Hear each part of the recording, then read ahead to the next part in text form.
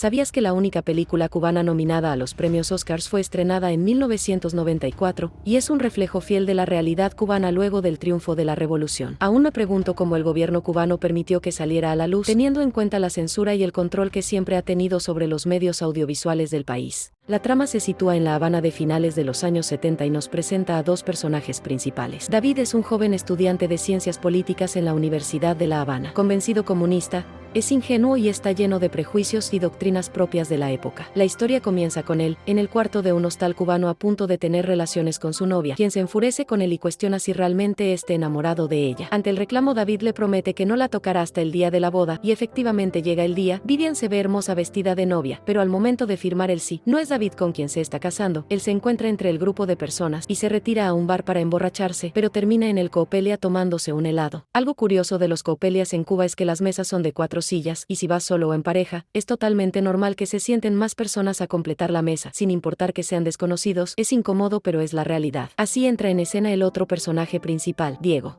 Diego es un artista homosexual, muy culto, conocedor, individualista y crítico del sistema. Su vida está marcada por la pasión al arte y una visión escéptica de la realidad que lo rodea. Diego, al ver a David, se siente atraído por él, se sienta en su mesa y comienza a desplegar sus encantos para convencerlo de ir a su casa, pero David es homofóbico y retraído, solo se queda en la mesa porque no había otra disponible. Diego intenta de todo para tentarle, habla de los libros que le podría prestar si se va con él, pero David le da a entender que estudia en la universidad y es integrante de la Unión de Jóvenes Comunistas, en una Cuba llena de prohibiciones incluso de los libros que un joven puede leer. Finalmente le dice que es fotógrafo y tiene en su casa fotos suyas de cuando participó en una obra en la universidad, lo cual le provoca molestia a David y finalmente accede a acompañarlo a su casa, siempre que éste le entregue todas sus fotos. Toman un almendrón de taxi, que es pagado por Diego, y finalmente llegan a su casa. David se sorprende porque no sabía que Diego vive solo, pero se concentra en recuperar sus fotos. Sin embargo, se entretiene mirando a su alrededor. Se da cuenta que Diego es un individuo profundamente culto, con una pasión intensa por la literatura, la música y las artes plásticas. Su hogar, al que llama La Guarida, está repleto de libros, obras de arte y objetos que reflejan su aprecio por la cultura cubana y universal. Para amenizar el ambiente le ofrece café, pero sin querer lo derrama en su camisa y esto obliga a que David se la quite inmediatamente. Lo compensa ofreciéndole té, y se sientan a disfrutarlo mientras escuchan música clásica y comparte la profundidad de sus pensamientos sobre la vida. Comienza a hablar de su orientación sexual y a contarle a David cómo Oscar Wilde, Alejandro Magno y muchas otras figuras importantes eran homosexuales como él, pero justo cuando le quiere contar cómo se convirtió en gay, David se molesta, se da cuenta de sus intenciones, lo rechaza y se marcha inmediatamente. David le cuenta a su compañero de cuarto lo que le acaba de pasar. Le sorprendió que Diego pidiera fresa en el Coopelia y además está muy sorprendido por toda la decoración de la casa. Le explica a su compañero el motivo por el cual accedió a ir a su casa, y es que lo encontró sospechoso por emitir críticas del sistema, así que tal vez debería regresar allá para saber si está tramando algo contra el gobierno. Por otro lado, no está seguro si intenta enfocarse en Diego para escapar de su propio problema, Vivian, y aunque se promete a sí mismo que no la quiere volver a ver, la sigue e intenta convencerla de que regresen juntos. Ella le explica que ahora está casada y que pronto se va con su marido a Italia, pero le propone una última vez juntos, a lo que David se niega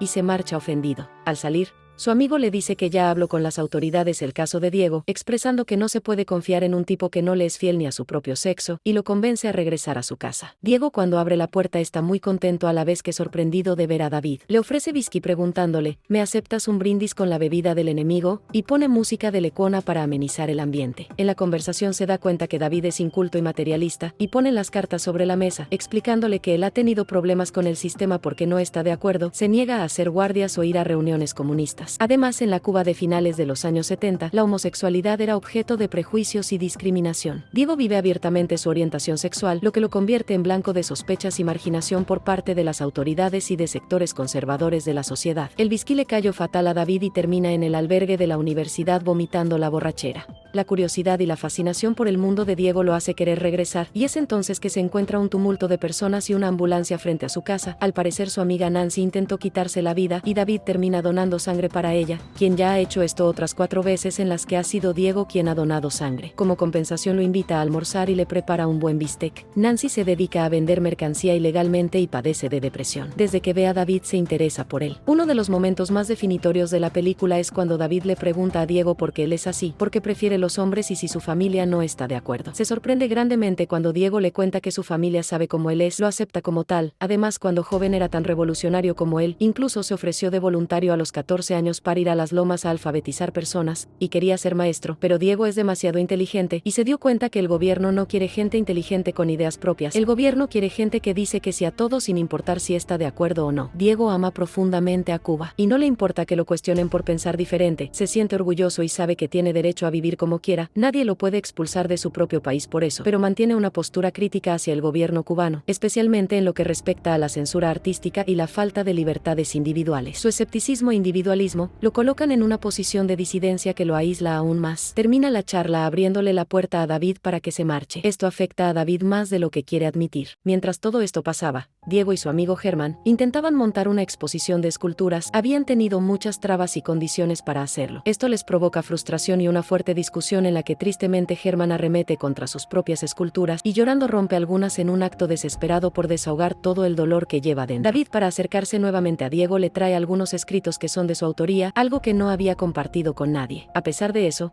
en público no quiere que los relacionen y cuando se encuentra con él por accidente en una biblioteca, finge no verlo y cambia su camino. Con respecto a los escritos, Diego piensa que David tiene talento, pero está demasiado enfrascado en sus consignas revolucionarias y eso le impide mostrar lo que realmente lleva por dentro. Se ofrece como tutor para ayudarlo a desarrollar su narrativa de una manera natural y genuina. A través de esta relación, Diego muestra su capacidad para influir positivamente en quienes lo rodean, fomentando la tolerancia y la apertura mental. Debido a la creciente presión y al acoso que enfrenta por su orientación sexual y sus opiniones políticas, Diego se ve obligado a abandonar Cuba. Esta decisión dolorosa refleja la difícil situación de aquellos que, como él, no encajan en los moldes establecidos por la sociedad de la época. Diego le pide a su amiga Nancy que si puede iniciar a David en la vida sexual, pues nunca ha estado con una mujer. Ella al principio se ofende por la propuesta, pero luego accede ya que le gusta el chico y pasan el día juntos conociéndose mejor. Sin embargo, ella no tiene relaciones con él porque quiere más que solo una noche. Diego, vendiendo algunas cosas, logra reunir un presupuesto para su plan de emigración, pero con una parte del dinero invita a David y a Nancy a una cena carísima, sin hacerle saber a este que se trataba de una despedida. Antes de terminar la velada, Diego se despide con una sinfonía cubana, los deja solos para que disfruten de la noche a solas, mientras él se va a una cita en la embajada. Lo que nunca se imaginaron ninguno de los dos es que el compañero de David estaba planeando un golpe para hacer que lo expulsen de la universidad. Vino con Diego a pedirle que firmara un documento que lo comprometía con David.